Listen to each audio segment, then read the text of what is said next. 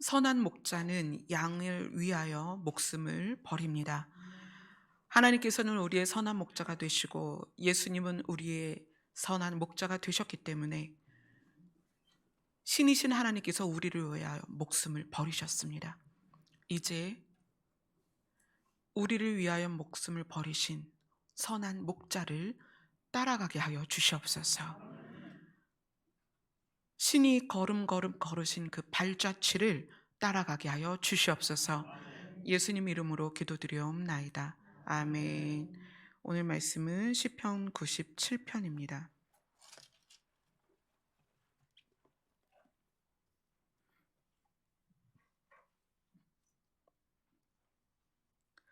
시편 97편 1절부터 12절까지 함께 읽도록 하겠습니다. 시작. 여호와께서 다스리시나니 땅은 즐거워하며 허다한 섬은 기뻐할지어다. 구름과 흑암이 그를 둘렀고 의와 공평이 그의 보좌의 기초로다. 불이 그의 앞에서 나와 사방의 대적들을 불사르시는도다. 그의 번개가 세계를 비추니 땅이 보고 떨었도다. 신들이 여호와의 앞 곧 온 땅의 주 앞에서 밀랍같이 녹았도다. 하늘이 그의 의를 선포하니 모든 백성이 그의 영광을 보았도다. 조각한 신상을 섬기며 허무한 것으로 자랑하는 자는 다 수치를 당할 것이라. 너희 신들아 여호와께 경배할지어다. 여호와여, 시온이 주의 심판을 듣고 기뻐하며 유다의 딸들이 즐거워하였나이다. 여호와여, 주는 온 땅 위에 지존하시고 모든 신들보다 위에 계시니이다. 여호와를 사랑하는 너희여, 악을 미워하라. 그가 그의 성도의 영혼을 보전하사 악인의 손에서 건지시느니라. 의인을 위하여 빛을 뿌리고 마음이 정직한 자를 위하여 기쁨을 뿌리시는도다. 의인이여, 너희는 여호와로 말미암아 기뻐하며 그의 거룩한 이름에 감사할지어다. 아멘. 이 97편은 이 96편을 설명하는 내용입니다. 96편이 우리가 지난주에 나누면서 새 노래로 여호와께 노래를 하라. 왜 여호와께 노래할 수 있느냐? 왜냐하면 하나님이 누구신지, 그분이 스스로 계신 분이시고 그분이 하나님이신 것을 우리가 깨달은 다음에 하나님이 우리의 아버지가 되어주시고 우리가 그분의 자녀인 것을 깨닫고 그 다음에 뭘 깨닫냐면 하나님이 어떤 분인가? 하나님은 그 본체가 사랑이시다. 하나님의 역사와 일하심이 무엇을 근거로 운행되어지냐면 사랑을 근거로 운행이 되어진다. 그것을 깨닫고 나면 우리는 어떤 결론을 내리냐면 하나님은 우리를 사랑하셔서 우리의 결론에 하나님이 원하시는 가장 선한 자리가 되도록 우리의 결론을 이끄실 것이다. 근데 그 선한 결론이 뭐냐면 결국 하나님의 나라다. 그래서 우리의 인생은 무엇이다? 하나님의 나라로 가는 과정이다. 그리고 결국 우리의 결론은 하나님의 나라다라는 것이 깨달아진 사람들이 기뻐하는 거예요. 그 기쁨을 노래한 것이 96편입니다. 그리고 나서 97편은 그것에 대한 근거, 하나님에 대한 좀 더 자세한 근거들을 알려주는 것이 오늘 읽은 97편입니다. 97편 1절을 우리가 다 같이 한번 읽어보겠습니다. 시작. 여호와께서 다스리시나니 땅은 즐거워하며 허다한 섬은 기뻐할지어다. 우리가 하나님이 신이신 것을 믿으며 그분의 성품이 사랑이고 우리의 결론을 하나님의 나라까지 이끌어 가실 것에 대한 믿음이 생겼는데 우리가 이 땅을 살면서 이제 딜레마에 빠지는 거예요.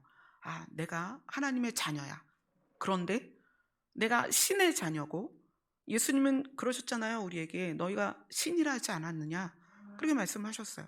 그럼 나는 신이고 비록 우리의 다리는 지구를 디디고 있지만 이 땅을 딛고 서 있지만 우리는 신의 자녀로서 신을 아버지라고 부르는데 이 세상은 녹록지 않은 거예요. 시험을 보면 점수가 잘 안 나와요. 학생 때 저도 한번 그런 경험이 있어요. 옛날에는 통지표라고 그랬죠. 지금 뭐라고 불러요? 성적표라고 하나요? 통지표를 받아 갖고 딱 봤는데 점수가 기가 막힌 거예요. 그래서 그거를 책상에 놓고 집에는 가야 되겠는데 발걸음이 안 떨어지니까 그걸 책상에 놓고 기도를 한 적이 있었어요. 하나님, 이 성적표의 글씨가 좀 바뀌었으면 좋겠어요. 숫자가 앞뒤가 좀 바뀌었으면 좋겠어요. 그렇게 기도한 적이 있어요. 우리가 신의 자녀이지만 우리가 맞닥뜨리는 세상은 사실 녹록지 않거든요. 시험 성적이 제대로 나오지 않고 열심히 노력하지만 땅의 소산을 원하는 만큼 얻지 못할 수 있어요. 우리가 최선을 다하지만 결과가 나쁠 수 있고요. 또 내가 친절을 베풀고 살지만 상대가 나를 오해하거나 미워할 수 있고요. 또 사기꾼을 만날 수도 있고, 그래서 참 많은 일들이 있습니다. 우리가 이 땅에서 만나는 현실은 결과처럼 아름답진 않아요. 그래서 힘든 거예요. 하나님이 아버지신데, 하나님은 신이신데 우리는 왜 여기서 이렇게 살죠? 그래서 그게 점점 더 커지면 이렇게 얘기하죠. 하나님이 계시다면 어떻게 이런 일이 있을 수 있나요? 하나님이 계시다면 어떻게 나에게 이런 상황이 올 수 있나요? 하나님이 계시다면 이 세상이 어떻게 이럴 수가 있나요? 이런 질문까지 우리가 하게 된다는 거예요. 그래서 97편의 저자가 우리가 새 노래로 여호와께 노래를 할 수 있는 근거로서 너의 삶이 어떠하든지 상관없이 이걸 기억해라. 여호와가 다스리신다. 어디를? 이 땅을. 허다한 섬을 여호와께서 다스리신다. 우리의 시각으로는 이해가 안 되고 우리의 경험으로는 도저히 이런 일이 있을 수 없고 또 각자 우리가 최선을 다해서 살아가는데 최선을 다한 나의 삶의 결과로 보기에는 너무 초라한 거예요. 어떻게 이럴 수 있죠?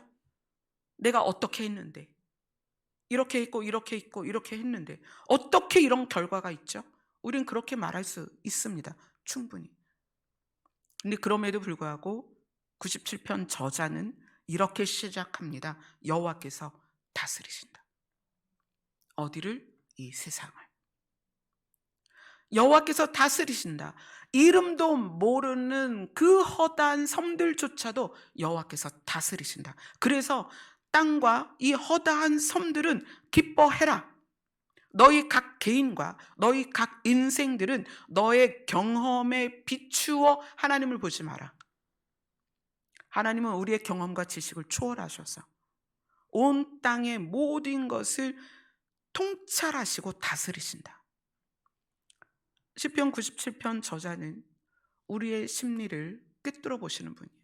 보고 본인도 아마 그런 경험치 때문에 이렇게 고백을 시작을 했을 거예요. 다윗 같은 경우도 하나님으로부터 이스라엘을 다스릴 수 있는 왕의 기름 부음을 받았습니다. 그러나 순탄치 않았어요. 늘 죽이려 하는 자와 반역을 하려는 그 모반 안에서 늘 힘들었습니다. 또 대적에 침략을 하고 나라를 빼앗기기도 하고 굉장히 힘들었습니다.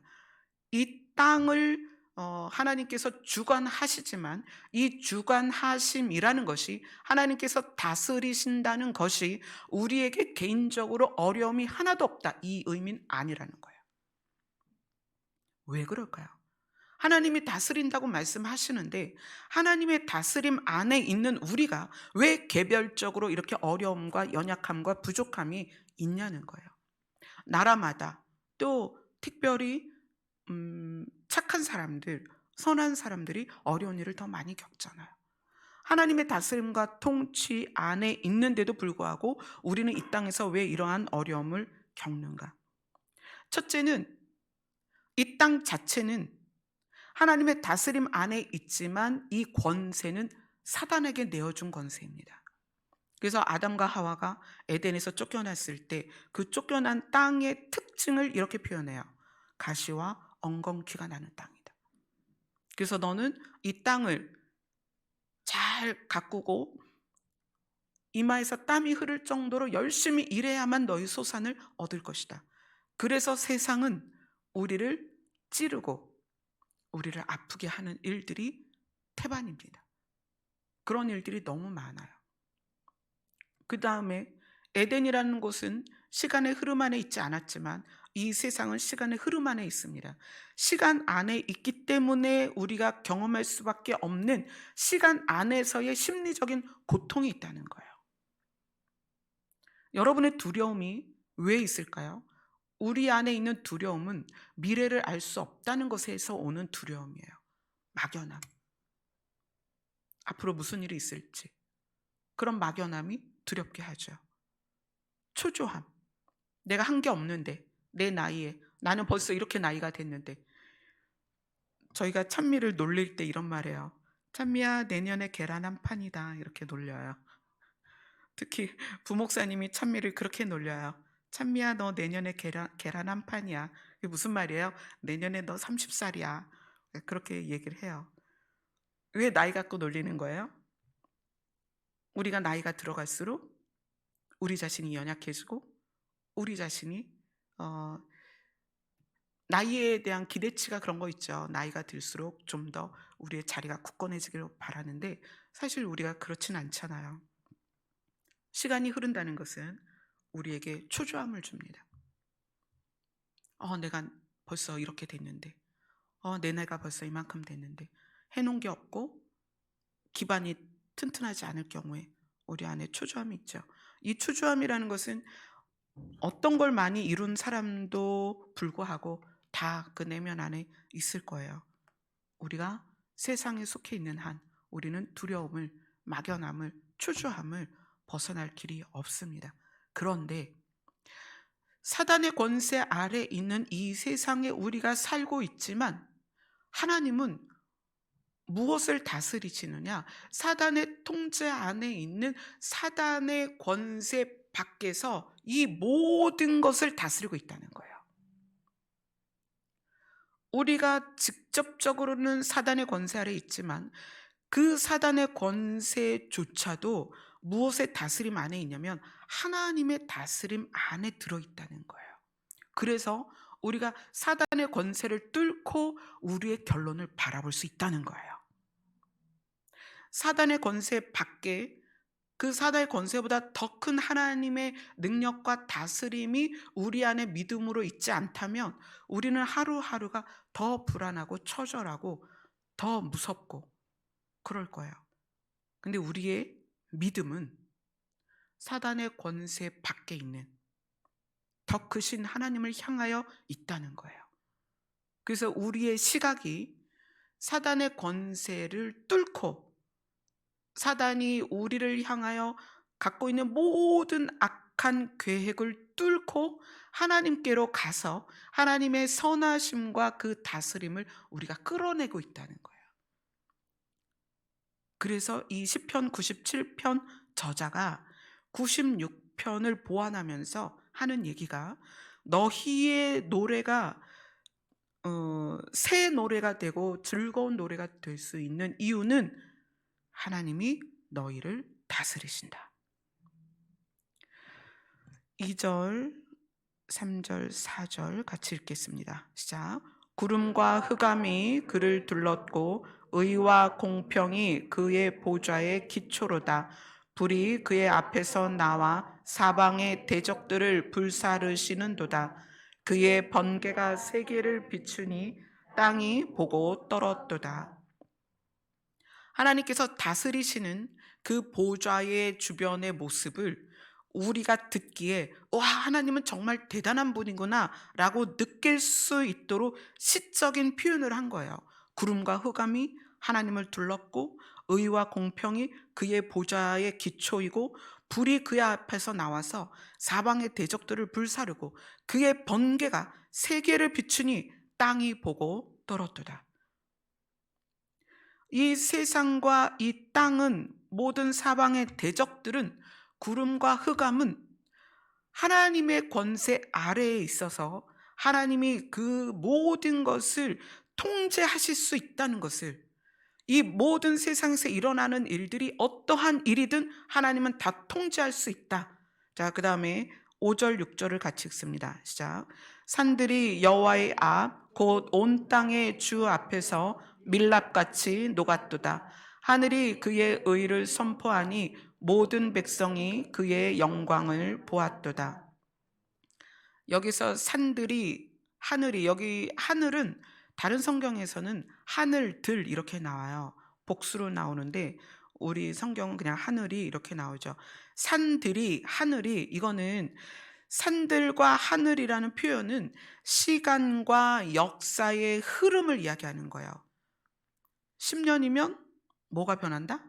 강산이 변한다, 이렇게 얘기하죠.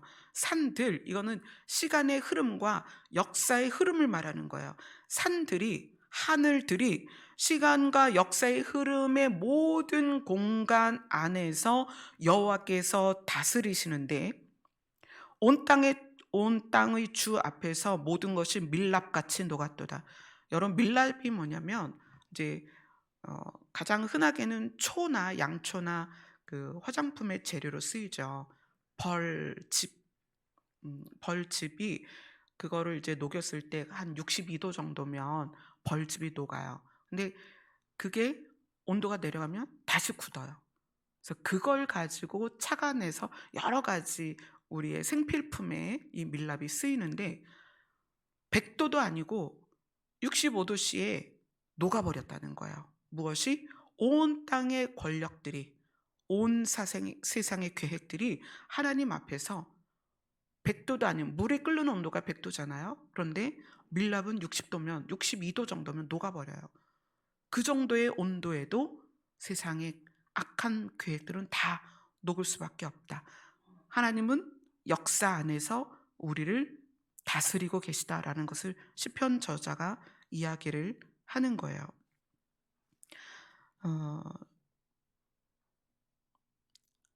여기서 하늘들이 그의 의를 선포하니 모든 백성이 그의 영광을 보았도다. 이거는 이제 보는도다라고 해석하는 것이 훨씬 우리가 이해하기가 좋습니다. 산들이, 하늘들이, 이것이 이 땅에서 일어나는 시간과 역사 안에서의 흐름, 모든 공간 안에서의 흐름이라면, 하나님께서 하나님의 의를 선포하니, 하나님의 의는 하나님의 거룩한 본성입니다. 하나님 자신을 드러낸다는 얘기예요. 하나님의 본성을 드러냈을 때 사람들은 하나님이 신이신 것을, 그의 영광, 제가 예전에도 말씀드렸죠. 영광이라는 것은 신이신 것이 드러나는 걸 말하는 거예요.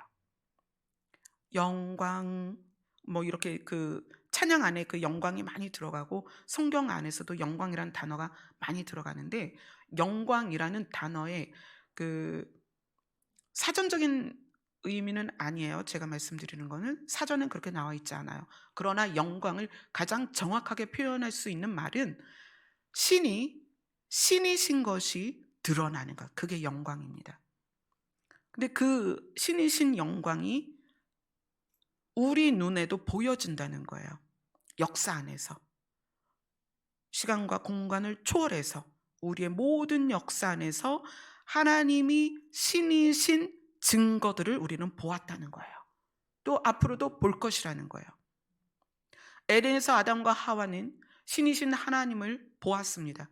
그분의 손에 직접 자기들이 지음을 받았기 때문에 아담이나 하와가 자기가 살아가는 인생 동안에 얼마나 많이 그것을 증거를 했겠어요. 그 이후에 노아 홍수나 또는 뭐 이스라엘의 애굽의 여정이나 또 예수 그리스도의 나심과 예수 그리스도의 승천과 앞으로 예수 그리스도의 다시 오심과 모든 역사 안에서 우리는 그가 신이신 것을 보았고 보게 될 것입니다. 아멘. 그런데 그의 의에 대해서, 하나님의 의에 대해서 좀 보겠습니다. 지금 본문 안에서 의인이라는 단어가 나오고 하나님의 의에 대해서 나오기 때문에 하나님의 의에 대해서 잠깐 보겠어요. 하나님의 의는 하나님의 거룩한 본성입니다. 하나님의 본성. 그런데 그 하나님의 거룩한 본성이 동전의 양면처럼 그것을 의라고도 말하지만 다른 말로 사랑이라고 말합니다. 하나님의 거룩한 본성을 하나님의 의다라고 말하지만 하나님의 거룩한 본성을 다른 말로 하나님의 사랑이다. 그래서 하나님은 의롭고 하나님은 사랑이시다. 이렇게 표현을 하는 거예요. 그러면 하나님의 그 거룩한 본성이 하나님의 의가 어떤 일을 하느냐는 거예요. 우리와 관계가 있어야 될 거 아니에요. 하나님이 거룩한 본성을 가지고 계시다. 그것이 하나님을 아버지라고 부르는 우리에게 뭔가 작용이 되어져야 되고 관계가 있어야 될 거 아니에요. 그래서 하나님의 거룩한 본성인 하나님의 의와 하나님의 사랑이 우리와 무슨 관계가 있느냐? 하나님은 하나님 자신이 거룩하시기 때문에 자녀인 우리가 거룩하길 원하십니다. 그래서 우리의 행동을 교정하는 것이 아니라, 왜냐하면 율법이 이미 구약에서 실패했기 때문에 첫 약속이 실패하지 않았다면 두 번째 약속이 너희에게 있을 필요가 없다, 이렇게 얘기를 해요. 율법으로서 우리가 거룩해질 수 없다는 것을 아셨기 때문에 하나님의 의가 우리와 어떤 관계로서 작용이 되어졌냐면, 내가 거룩하니 너희도 거룩해라. 그런데 너희가 스스로 거룩할 수 없으니 내가 너희를 거룩하게 해줄게. 그리고 너희는 이제 거룩해 라는 칭의까지 오는 과정을 무엇으로? 예수 그리스도의 십자가로 이루셨다는 거예요. 십자가를 왜 사랑이라고 하느냐? 하나님의 본성인 하나님의 의가 사랑입니다. 근데 그 하나님의 의와 하나님의 사랑이 십자가로서 우리에게 드러나실 수밖에 없는 거예요. 그분은 사랑이시기 때문에. 아버지가 거룩한데 아들이 악하거나 딸이 악한 것을 볼 수가 없는 거예요. 내가 너희를 나처럼 거룩하게 해줄게. 그런데 너희의 노력으로는 안 되니까 내가 직접 너희에게 가서 너희의 죄를 대신 지고 죄의 삭신, 사망을 내가 감당할 테니까 그 다음에 너희는 의로워지는 거야. 이게 칭의입니다. 이 칭의는 무엇에서 출발했느냐? 하나님의 거룩한 본성에서 출발한 거예요. 그것을 하나님의 의다 또는 하나님의 사랑이다, 이렇게 표현을 하는 것입니다. 그러면 우리가 칭의를 받은 것에서 끝나느냐? 왜 우리가 칭의에서 끝날 수 없느냐? 왜 우리가 칭의에서 끝날 수 없냐면, 우리는 땅에서 태어나서 육의 사람이고, 그리고 성경은 그렇게 표현해요. 우리를 나면서부터 악하다. 그 얘기는 악하다는 것이 하나님과 분리됐다는 의미거든요. 그러면 우리는 나면서부터, 그 생각이 악하다는 것은 우리는 나면서부터 하나님을 바라보기보다는 우리의 육이, 내 영은 물론 하나님을 바라보겠지만 내 육은 나를 바라보고 있어요. 그래서 아기 때는 철저히 자기중심적입니다. 엄마가 밥을 먹든 뭘 하든 응가가 마려우면 응을 싸버려요. 그럼 엄마는 밥 먹다가 아기 응가를 치워줘야 돼요. 엄마가 피곤하든 말든 상관없이 아기는 졸리면 막 떼를 써요. 나 좀 재워달라고. 아기들은 주변의 상황을 고려하지 않아요. 철저히 자기중심적입니다. 성인 아이가 어떤 거예요? 육체의 나이는 성인인데 심리 상태는 아이인 거예요. 뭐죠? 육체는 성인인데 심리적인 것은 자기중심적이라는 거예요. 나만 알고, 나에게 유익한 것, 나에게 필요한 것, 내가 즐거운 것, 내가 원하는 것, 그걸 추구하는 것이 성인 아이입니다. 그렇기 때문에 우리가 칭의로서 끝날 수가 없는 거예요. 우리가 예수 그리스도를 통하여서 의롭다 칭함을 받았지만 그 상태로 두면 우리는 다시 악의 본성대로 하나님과 분리가 돼요. 우리의 인생의 걸음통 안에 세상을 향할 것이고 나를 향할 것이기 때문에, 그래서 하나님께서 주시는 과정이 성화의 과정이 있습니다. 에베소서로 가겠습니다.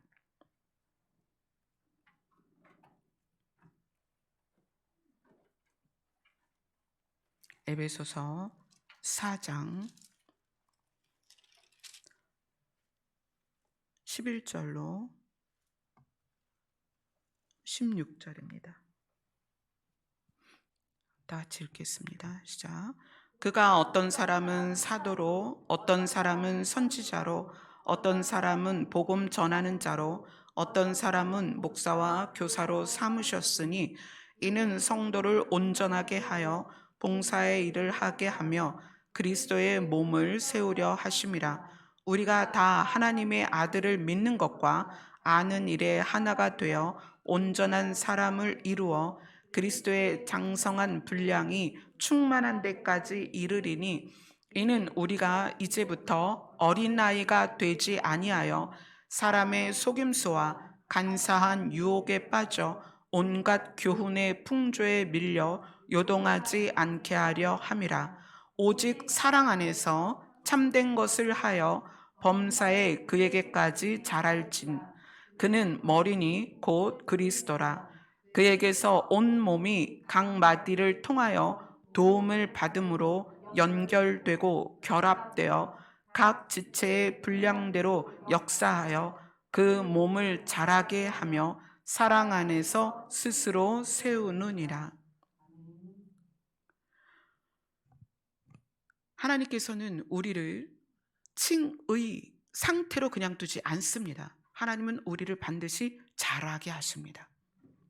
근데 그 자라는 것이 무엇을 기준으로 하냐면 예수 그리스도와 성품을 배워서 예수 그리스도가 가지고 있는 그 성품과 사랑의 높이까지 자라도록 인도를 하신다는 거예요. 우리 각 사람은 그 부르심이 굉장히 다양합니다. 이 부르심이 다양한데 이 다양한 부르심의 목적이 뭐냐면 그리스도의 몸을 세우려 하심이다라고 12절에 나와요. 우리는 부분입니다. 그래서 연약해요. 여기에 각 사람 나이대로, 성별대로, 직업대로, 또 경험대로, 가지고 있는 지식대로 다 달라요.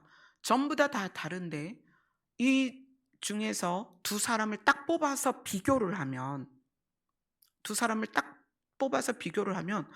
이 사람은 이 사람보다 뭐가 낫고 또 이 사람은 이 사람보다 뭐가 좋고 막 이런 비교가 생겨요. 우리의 다양함은 비교를 하라고 있는 다양함이 아니고 우리의 다양함은 연합되어서 그리스도를 이루라는 거예요. 근데 하나님께서 우리의 그 다양함을 가지고 우리 한 사람 한 사람을 자라나게 해서 사실 다양함은 성격이나 또 기질이나 또 우리가 가지고 있는 능력이나 이런 걸로 표현이 되지만 하나님은 이 다양함을 가지고 그리스도 안에서 사랑으로 그리스도의 몸의 지체로서 우리를 그리스도의 형상을 이루게 한다. 그래서 우리가 각자가 어디를 돌아다니든지 우리는 그리스도의 지체로서 그리스도가 드러나는 사람이 되어야 돼요. 하나님은 우리에게 하나님의 본성인 의가, 하나님의 거룩한 본성이, 하나님의 거룩한 그 본성을 토대로 하는 우리를 자라게 하심이 뭐의 목적이다? 그리스도의 몸을 이루게 하는 목적이다. 그래서 하나님은 우리를 볼 때 넌 왜 이것도 못하니? 넌 왜 이게 부족하니? 너는 어떻게 이것밖에 못하니? 이런 시각이 아니라는 거예요. 우리의 다양함을 가지고 그리스도의 몸을 이루고 그리스도의 성품과 사랑에까지 자라게 하기를 원하신다는 거예요. 그래서 그것이 이해가 되면 첫 번째로 나에게 하나님이 성화를 통해서 예수 그리스도의 장성한 분량까지 자라게 하는데 그것이 예수 그리스도의 성품과 예수 그리스도의 사랑이다라는 것을 이해하게 되면 나에게 있는 열등감과 부족감이 해결이 됩니다. 아, 나는 그저 그리스도의 한 부분이야. 내가 나로서 사는 것은 나의 완전함을 위하여 사는 것이 아니라는 것을 알아야 돼요. 나는 그리스도의 부분으로 사는 것이다. 그래서 우리가 힘들다라고 느낄 때 그 힘듦이 어떤 게 주로 있냐면 나에 대한 스스로의 질책과 공격이에요. 나를 괴롭혀요. 스스로. 내가 왜 그때 그런 말을 했지? 내가 왜 그렇게 행동했지? 나는 왜 이것밖에 못하지? 왜 나는 이렇게 생겨먹었지? 뭐 이런 부분들. 나에 대한 공격이에요. 그 다음에 사람의 부분을 이해하지 못하면 타인에 대한 내 시각이 어떻게 되냐면 쟤는 왜 저거밖에 못하지?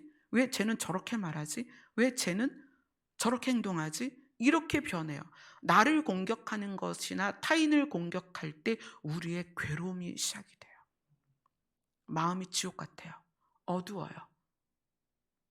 때로는 슬프고 때로는 좌절돼서 죽을 것 같고 때로는 분노로 터질 것 같고 나 자신이 지옥이란 말이에요.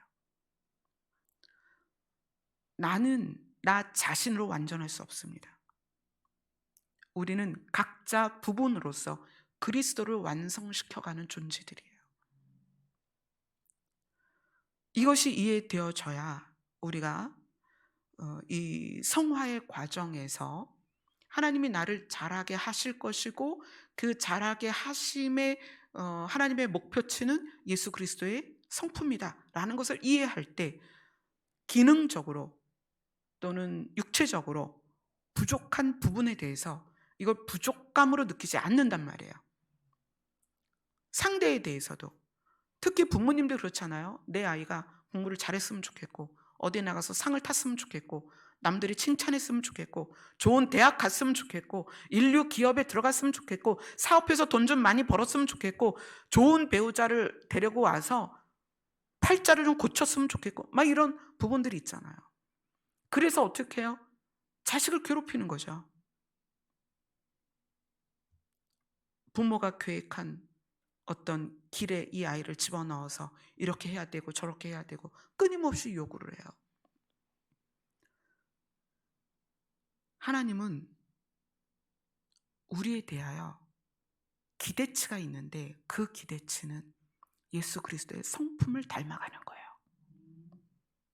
다른 거에 있는 게 아니라 예수 그리스도의 성품을 닮아가는 노력을 할 때 우리가 예수님께로부터 받은 계명들이 이루어집니다.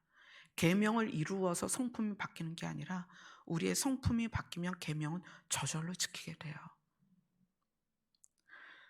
하나님의 의라는 것은 하나님의 의라는 특징이 우리와 연결되어서 우리에게는 칭의와 성화로서 작용이 되어집니다.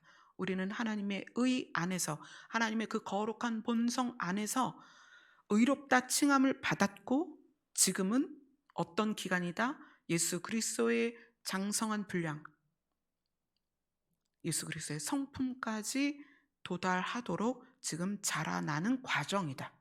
우리 모두는 과정에 있다. 아멘. 본문으로 가서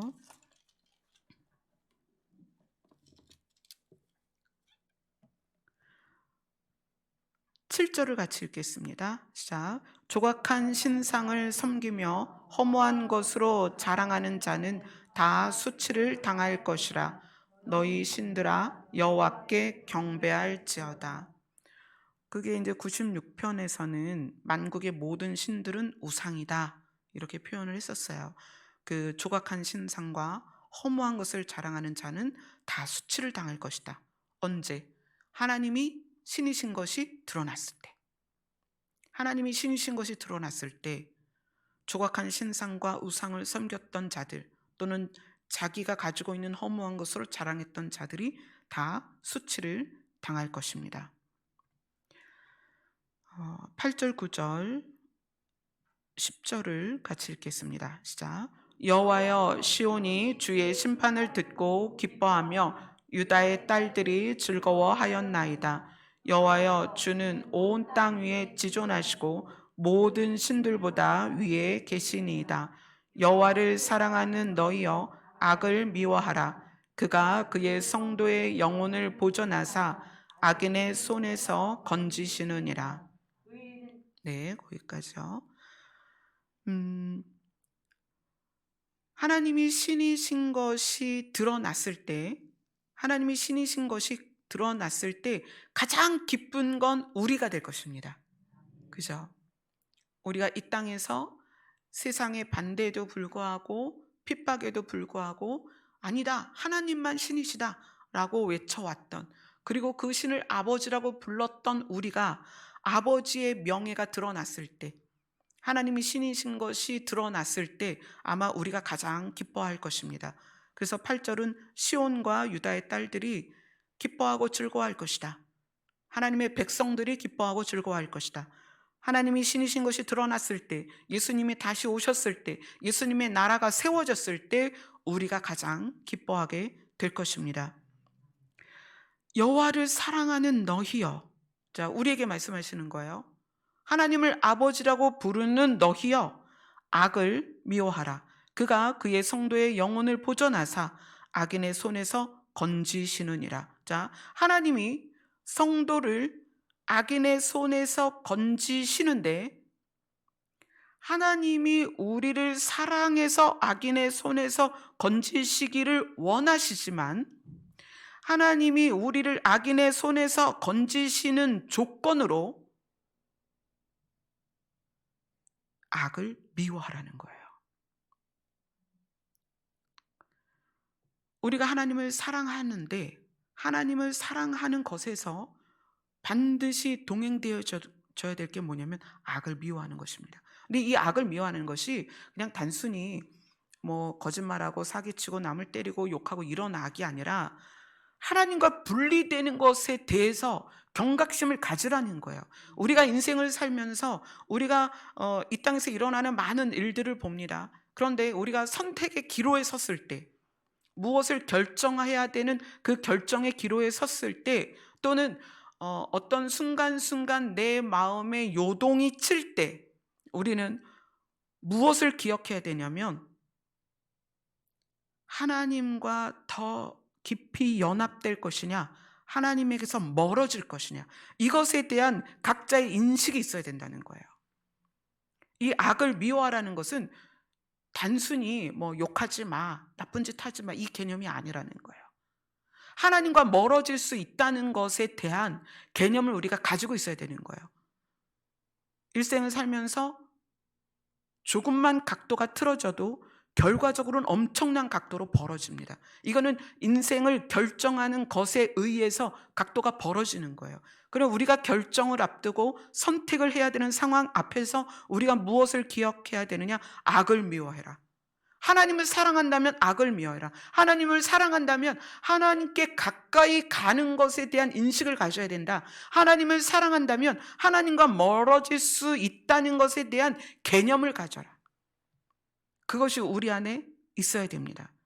그러면 하나님은 우리가 그 개념 안에서 설사 우리가 손해를 봐도 하나님과 연합되는 쪽으로, 남들이 좀 비난을 해도 하나님과 가까워지는 쪽으로 우리가 선택하고자 하는 마음의 동기가 있다면 하나님은 어떻게 하신다? 우리를 보존하사, 우리의 영혼을 보존하사 악인의 손에서 건지실 것이다. 우리 스스로가 악을 향하여 간다면 하나님께서 경고하고 채찍을 드시겠지만,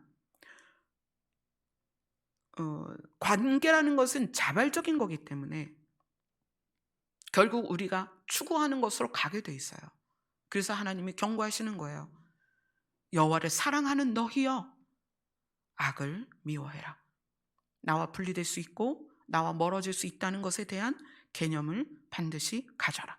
그래서 그 개념을 가지고 인생을 살 때 하나님께서 어떻게 하시겠다? 악인의 손에서 너희를 건지겠다. 자, 11절 같이 읽겠습니다. 시작. 의인을 위하여 빛을 뿌리고 마음이 정직한 자를 위하여 기쁨을 뿌리시는도다. 이게 사실 오늘 97편의 결론이기도 합니다. 하나님은 의인을 위하여 빛을 뿌리고 마음이 정직한 자를 위하여 기쁨을 뿌리시는도다. 의인은 아까 하나님의 하나님의 본성, 거룩한 본성에 의해서 하나님은 자기 자녀를 의롭게 하기 위해서 예수 그리스도의 십자가를 통하여 우리를 의인으로 만드셨고, 그래서 우리는 칭의된 존재다. 의롭다 칭함을 받았다. 그런데 그 의인을 위하여 빛을 뿌린다. 이 얘기는 빛은 생명입니다. 우리에게 생명의 빛을 하늘 보좌로부터 계속 뿌려주고 있다는 거예요. 하나님이 우리를 자라게 하시듯이, 이 자라게 한다는 것을 성화라고 표현을 했는데, 하나님께서 이 성화의 작업을 하기 위해서 우리에게 생명의 빛을 뿌리세요. 영생의 빛을 뿌리십니다. 이 생명의 빛은 근원의 빛입니다. 태양으로부터 오는 빛도 아니고 여기 형광등이나 이 전구로부터 오는 빛이 아닙니다.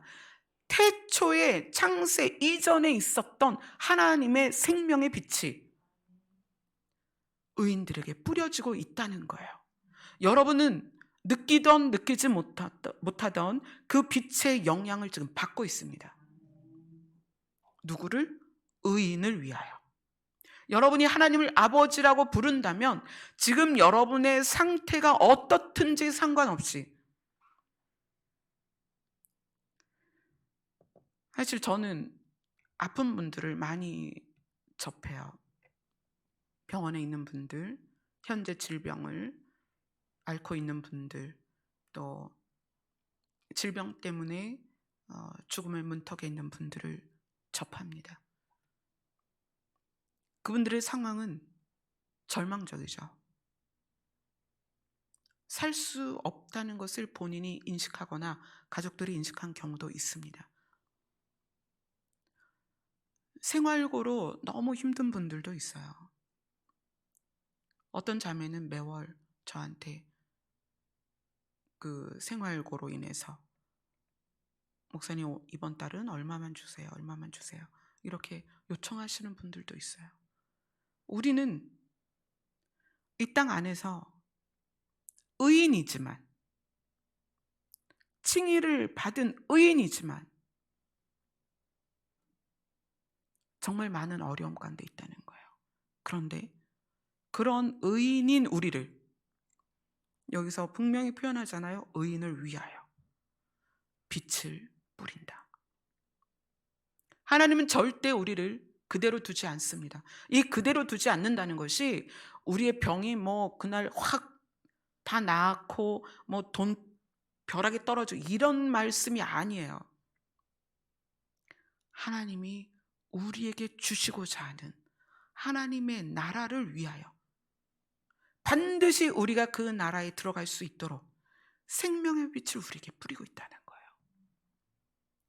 그래서 첫 구절로 가면 하나님께서 다스리시나니, 하나님은 의인들을 절대로 이 땅에 버려두지 않습니다. 그들에게 생명의 빛을 뿌려서 조금만 기다려라, 내가 너희를 그 뿌린 생명의 빛에 의해서 혜택을 받을 수 있는 그 나라까지 너희를 반드시 데려갈 거야. 그래서 매 순간 우리 눈에 보이지 않고 우리는 경험되지 않은 것처럼 느끼지만 그 생명이 우리에게 작용되고 있다는 거예요. 세상 사람과 똑같이 살고 있는 것 같지만, 똑같이 밥을 먹어야 살고 똑같이 일을 해야 살고 똑같이 학교 다녀야 되고 그런 걸로 우리가 살고 있는 것 같지만, 실상 의인은, 실상 하나님의 자녀는 하나님의 생명의 빛에 의하여 살아가고 있습니다. 아멘. 그것이 우리가 경험되지 않고 느껴지지 않을 뿐이지, 우리는 하나님의 생명의 빛에 의하여 살아가고 있습니다. 식물들이 살 수 있는 조건이 뭐예요? 빛과 물이잖아요. 우리가 살 수 있는 인간의 범주에서 우리는 이제 벗어났어요. 신의 자녀란 말이에요. 이 신의 자녀는 세상의 물과 음식으로 살 수 있는 게 아니에요. 신의 자녀들은 근원의 빛에 의하여 살아갑니다. 그게 생명의 빛이에요.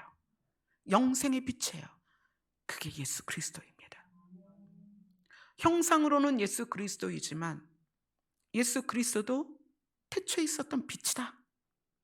하나님의 빛이다. 근원의 빛이다. 그리고 하나님은 지금도 생명의 빛을 우리에게 뿌리셔서 우리가 그 빛에 노출되도록, 그 생명의 빛의 혜택을 받도록 지금 돕고 계시다는 거예요. 우리 그런 경험하지 않나요? 엄청 좌절했다가 갑자기 하나님의 말씀이 깨달아지고 하나님의 말씀이 떠오르고 그분의 사랑이 기억나고 그분과의 경험이 기억이 나고 그분의 은혜가 기억이 나고, 그래서 그 자리에서 다시 떨쳐 일어날 때 그런 경험이 얼마나 많아요. 저 자신도 그렇습니다.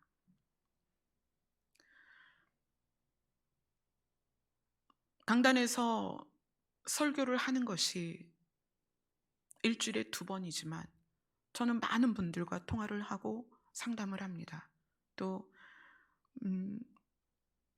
여러 이유들로 예배를 인도해야 되고, 또 지금은 교회 차원으로 추진해야 될 프로젝트가 있어요. 그러면 그것에 대해서 결과를 의심하는 것이 아니라 과정에 대한 부담이 될 때가 있어요. 그게 왜 그러냐면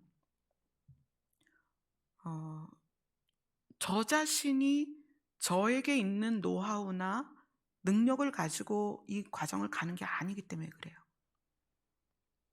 만약에 어떤 학생이 시험 볼 때마다 연필이 정답을 찍어주고 그걸 답을 맞춰보면 정답이야. 그래서 연필이 찍어주는 정답 때문에 얘가 늘 올백을 맞았다. 그럼 얘가 시험을 볼 때마다 그 연필을 들고 가겠죠.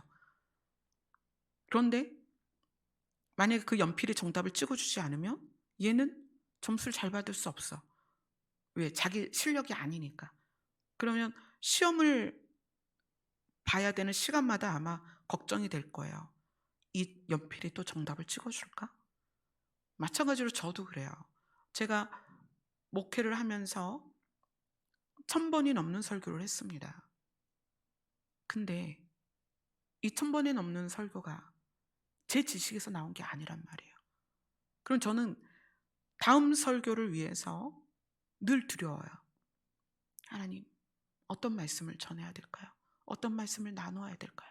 제 게 아니기 때문에 늘 두렵단 말이에요. 그리고 어떤 맡겨진 일들이나 프로젝트가 있을 때 그건 제가 할 수 없는 거니까 막연함이 있어요. 그래서 또 기억을 하는 거죠. 아, 이러할 때 하나님이 이렇게 도우셨어. 하나님이 이렇게 인도하셨어. 또 때로는 하나님의 깊은 위로가 있어요. 기억해봐. 내가 뭐라고 그랬니? 네, 하나님이 저희 아빠가 되어주신다고 그랬어요. 그게 무슨 의미라고 했지? 아빠가 책임진다고 하셨어요. 그래, 내가 책임질 거야. 그러면 그 은혜로 다시 일어서는 거예요.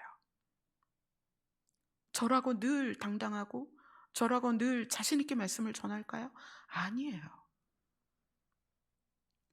어쩔 때는 강단을 내려가면서 다음 주에 전할 말씀이 있을까? 그럴 때가 있어요. 저라고 늘 성경이 다 해석이 될까요? 모든 부분이 다 저에게 그 의미가 다 알아질까요? 그렇지 않거든요.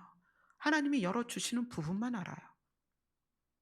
그래서 제가 나서서 성경 공부하자고 안 하잖아요. 저도 모르는 게 있는데 그렇잖아요. 근데 하나님께서 도우셨던 경험과 위로하심을 믿고 또 한 주 한 주 이렇게 가는 거예요. 지금 이 시간도 여러분이 의인이기 때문에, 하나님을 아버지라고 부르는 자들이기 때문에 하나님은 생명을 여러분들에게 뿌리고 계십니다. 내가 너를 살려줄 거야.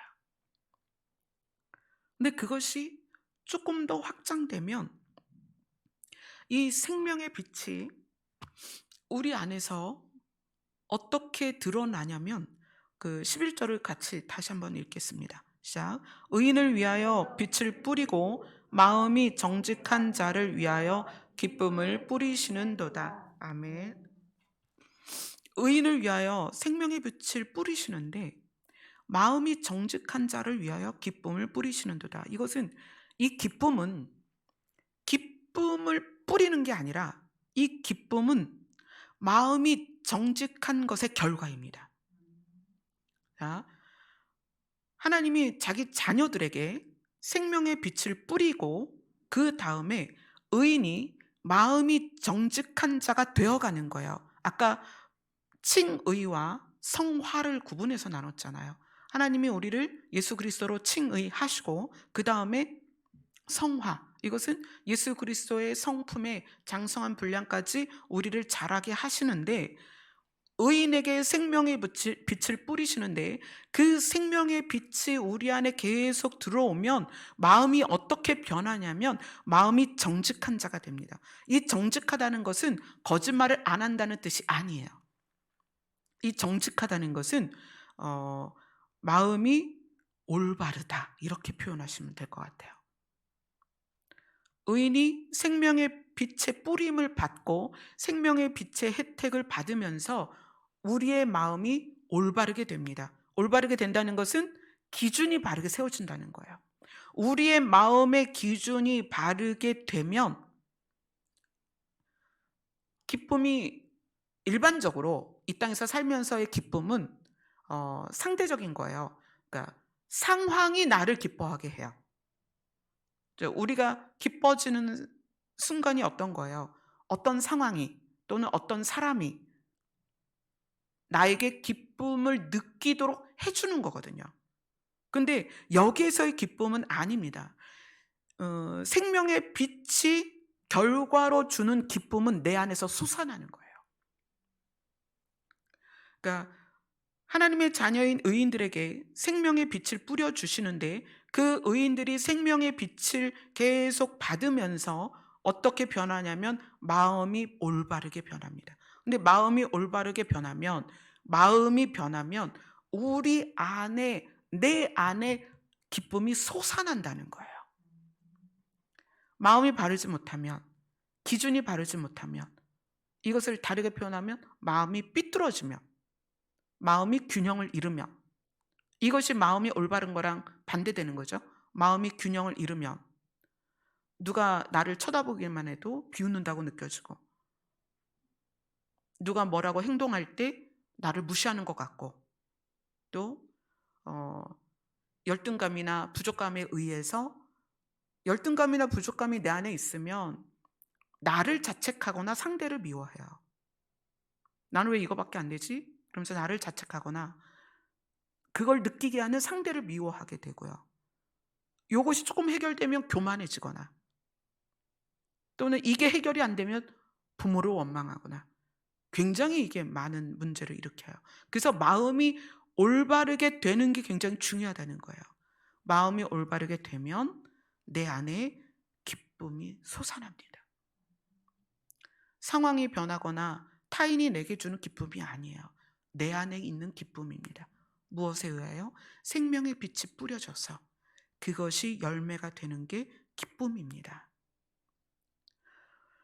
12절을 같이 읽겠습니다. 시작. 의인이여 너희는 여호와로 말미암아 기뻐하며 그의 거룩한 이름에 감사할지어다. 아멘. 의인이 영생의 빛을 뿌림을 받아서 마음이 바르게 성장하여서 이 안에서 기쁨이 생기죠. 그러면 의인은 자기의 상태와 상관없이 하나님으로 말미암아 기뻐합니다. 내가 어려운 상황에 있든지, 슬픈 일이 있든지, 주변에 문제가 있든지, 관계에 문제가 있든지, 경제적인 어려움이 있든지, 내 육체에 질병이 있든지, 다른 것 다 상관없이 그저 하나님이 나의 아버지이신 것으로 기쁨이 돼요. 아멘. 그리고 그 다음에 그 기쁨이 이제 우리의 입에서 감사가 되죠. 하나님 감사합니다. 내 몸이 아프지만 하나님 감사합니다. 나의 아버지여서 감사합니다. 내가 경제적으로 어렵지만 하나님 감사합니다. 내가 하나님의 나라를 바라보게 해주셔서 감사합니다. 하나님, 제가 모두에게 왕따입니다. 그러나 하나님 감사합니다. 하나님은 나를 아들 삼아주셨으니까, 하나님은 나를 자녀 삼아주셨으니까 감사합니다. 그리고 우리의 시선이 바뀌어요. 며칠 전에 이제 찬미랑 얘기를 하다가 찬미가 어떤 그런 부족감이나 열등감이라는 주제로 저랑 이야기를 했어요. 그리고 이제 잠을 자는데 그런 말씀을 주세요. 열등감이나 부족감은 자기 안에 남들과 비교해서 작아져 있는 그 부분을 보는 것이다. 그러나 나는 너희에게 너무나 많은 걸 주었다. 내가 준 것들을 봐라. 시선을 나를 향할 때 열등감이나 부족감이 생겨요. 그러나 여러분들이 시선을 들어서 하나님을 보세요. 하나님이 우리에게 주신 게 얼마나 많은지. 우리에게 주신 거는 1000가지 만가지인데 우리는 우리에게 없는 한두 가지로 부족감이나 열등감을 느낀다는 거예요. 그래서 그 얘기를 또 찬미랑 막 나눴어요. 그래서 하나님을 아버지라고 부른다는 것이, 그리고 하나님이 우리를 다스리고 있다는 것을 깨닫는 것이 우리의 어쩌면 기쁨과 감사와 찬송의 시작일 것 같아요. 그냥 찬송가를 부른다고 해서 찬송을 부르는 게 아니라 하나님이 우리 아버지시고 하나님이 우리를 다스리시며 결과적으로 하나님의 나라까지 우리를 데려가실 것을 작정하셔서 그 계획을 이루실 거에 대한 믿음이 생기면, 그러면 우리는 정말 기쁨으로 하나님께 찬양을 올려드리고 감사를 올려드리게 될 것입니다. 아멘. 아멘. 우리 찬양합시다.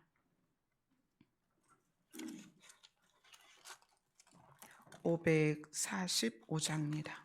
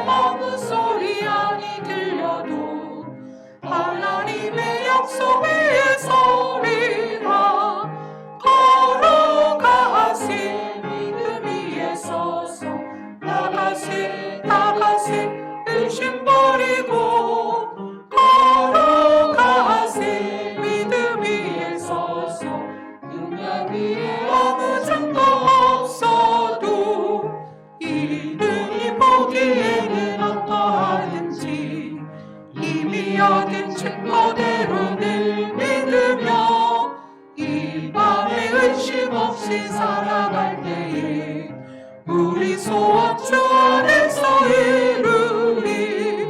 걸어가세 믿음 위에 서서 나가세 나가세 의심 버리고.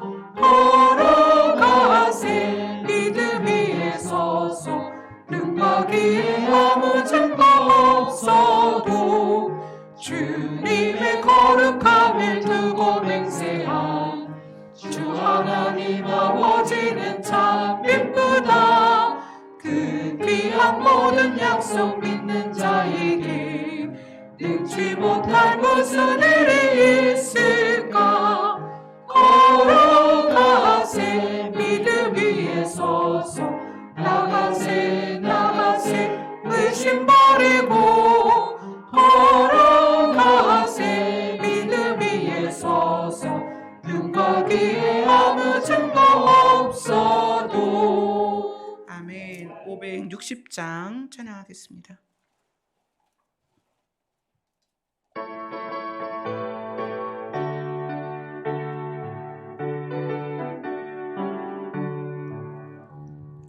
주의 발자취를 따르니 어찌 즐거운 일 아닌가.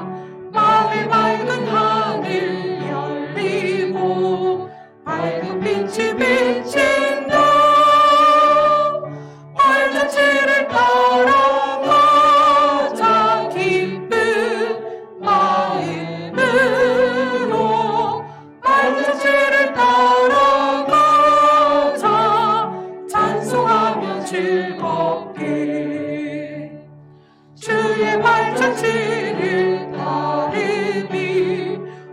어찌 행복한 일 아닌가. 마음의 악한 생각 사라져 밝은 마음 섞인다. 발자취를 따라가자 기쁜 마음으로. 발자취를 따라가자 찬송하며 즐겁게. 주의 발자취를 따르니 어찌 든든한 일 아닌가. 마음의 두려움은 사라져 새로운 힘 솟는다. 발자취를 따라가자 기쁜 마음으로. 발자취를 따라가자 찬송하며 즐겁게. 아멘. 예수님은 세상의 빛이십니다. 그래서 예수님이 따라오라고 하시는 거예요. 예수님을 따라가면 예수님의 빛, 영생의 빛이 우리에게 뿌려집니다.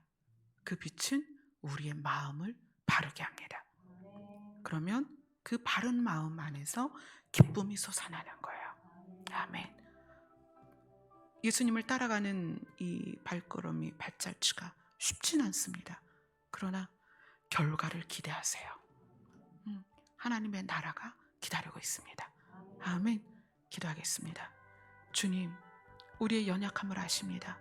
우리의 걸음이 느리고 부족할지라도 예수님의 발자취를 따르기를 소원합니다.